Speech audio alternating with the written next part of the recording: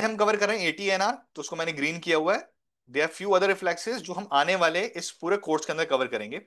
Routing reflex, sucking reflex, Moro reflex, STNR, TLR, palmar grasp, Galant, Landau reflex. Rooting reflex क्या करती है, function क्या है, help baby find food.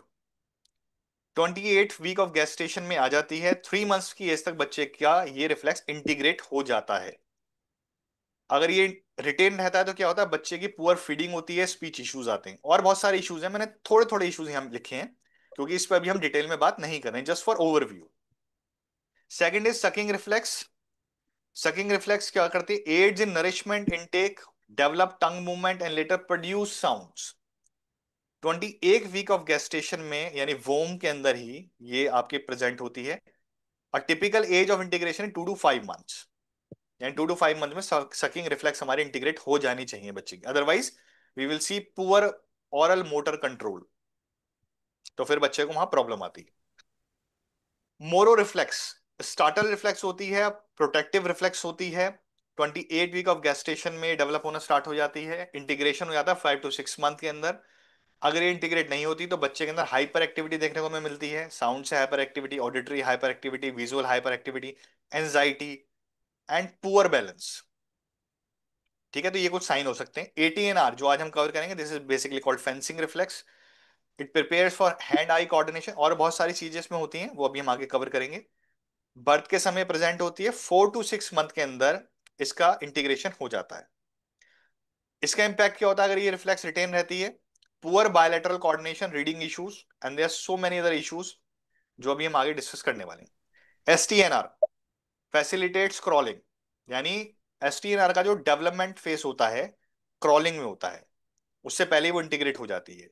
और 6 to 9 months में STNR integrate हो जानी चाहिए। अगर बच्चा क्रॉलिंग मिस करता है तो STNR का रीजन हो सकता है कि STNR उसकी रिटेन होगी।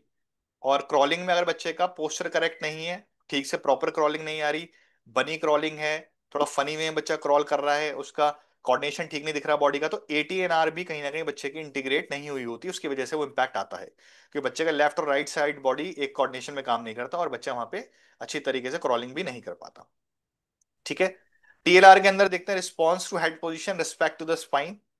तो बच्चे के 6 मंथ तक ये रिफ्लेक्स इंटीग्रेट हो जाती है, अगर नहीं होती तो हमारा फ्रंट और बैक बॉडी कोऑर्डिनेशन मिसिंग हो जाता है, हमारे कोर स्ट्रेंथ पे इंपैक्ट आता है।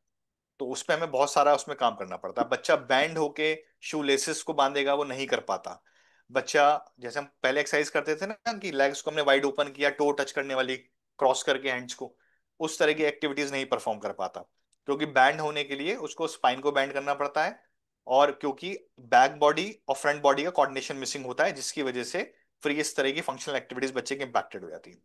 Palmer grasp reflex 4 to 6 month में इंटीग्रेट हो जाती है। Poor fine motor control, hand writing difficulty, जिस बच्चे ने क्रॉलिंग अच्छे से करी है, जिस बच्चे की एक्टिविटी अच्छी है, हैंगिंग एक्टिविटीज बेटर हैं, उसकी इस तरह की रिफ्लेक्स रिटेन नहीं होती हैं।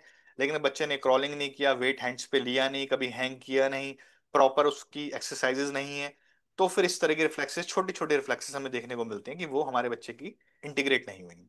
Spinal galant reflex help with trunk movement, 2 months के अंदर ये इंटीग्रेट हो जाती है, अदरवाइज पुअर सिटिंग पोस्चर और स्कॉलियोसिस की प्रॉब्लम होती है।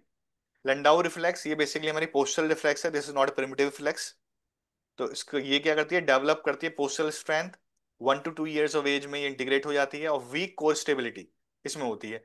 जितनी भी रिफ्लेक्सेस मैंने बताई आपको, गैलेंट रिफ्लेक्स है जो स्पाइनल गैलेंट जिसका हाउस है, बाकी सबका ब्रेन स्टेम है, और लंडाउ रिफ्लेक्स का आपका हाउस है मिड ब्रेन।